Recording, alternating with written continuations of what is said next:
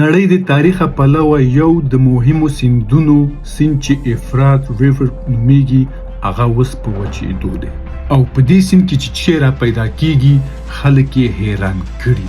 دا سیند چې دی په ترکیه، سوریه او په عراق څخه تیریږي او د دې سیند د اوبو د لحاظه یو پخوانی قوم پیدا شوی چې نومیږي د سومریانز. نو اوس دا ښار په وچېدو دی. دې کې یو زړه قلعه پیدا شوې ده، یو 3400 کلن پخوانی ښار پکې پیدا شوی، سره زر پکې پیدا شوي دي او د ټول نه عجیبه دا دی دې کې غارونه پیدا شوي دي، کوټي. ارخیولوژیستان نه پوهېږي چې دا غارونه چا جوړ کړي یا ولې، خو دا خبره د دیني عالمان کوي چې د افرات سیند د وچېدو د قیمت د نښو یوه نښه ګڼل کیږي. خو ځینې خلک دا باور لري چې دا غارونه پخوا زندانونه وو.